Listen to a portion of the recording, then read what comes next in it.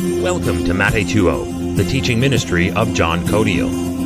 Matheteuo in Greek means to make a disciple. That brings us to unity in the church.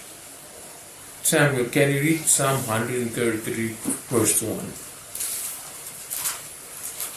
There's unity also in our lives, where our spirit, soul and body are in unity. I spoke about that maybe 2 weeks ago. You understand, yes? But here, read Psalm 133 verse 1. Behold how good and how pleasant it is for brethren to dwell together in unity. Yes. How good and how pleasant it is for brethren to dwell together in unity. This is what we lack as a church.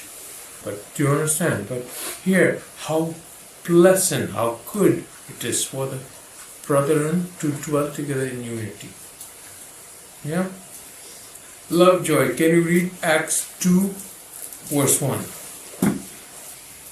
Now when the day of Pentecost had fully come, they were all with one accord in one place. Yes. So they were all united. Do you understand? This one accord doesn't mean they all had Honda Accords, yeah? Yes.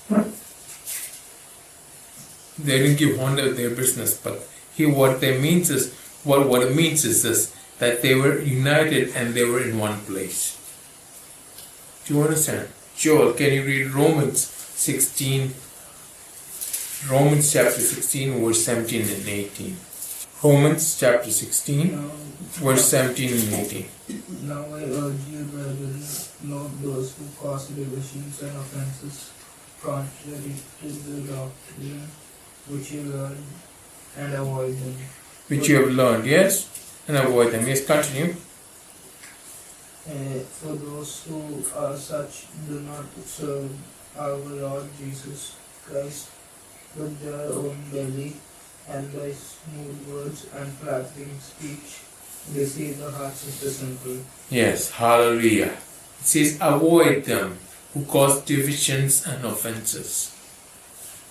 That goes against what? Unity. Do you understand? Yes? You clear on what I said? Yes? Joshua, can you read 1 Corinthians 3 verse 3? We used to carnal, For you are still carnal, yes?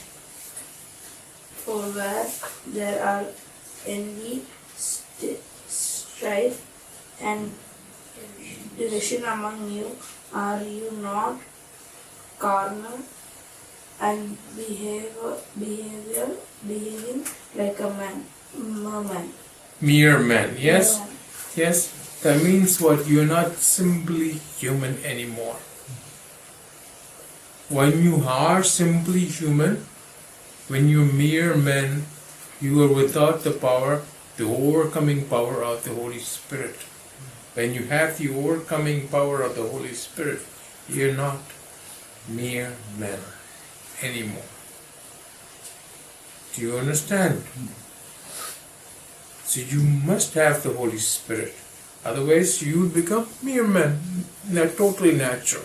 And everything the natural, you think, oh, that's possible.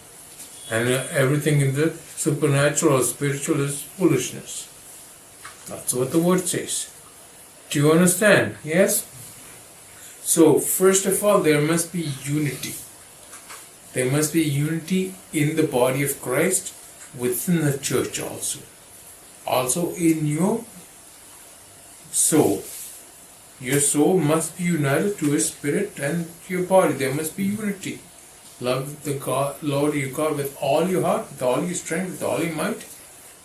Do you understand? There must be unity. And then once you have that unity, then what you do? You praise Him. Do you understand? And then you offer up your petitions, your prayers, your requests, yes? And then God will answer. After God answers, what do? You follow through. Do you understand? Because we don't follow these principles and we just pray and expect God to do His part. No, it's a unity.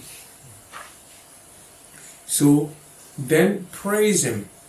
No matter what is happening, you praise Him. There are times that I could have been bitter and I could have complained because of my own situation. No, I'm thankful and I praise Him. And I offer Him my petitions, my prayers. And guess what? He answers. And then I follow through.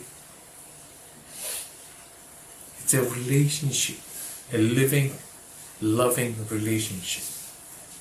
Do you understand? This recording is meant to teach God's Word with clarity and simplicity. Thank you for listening.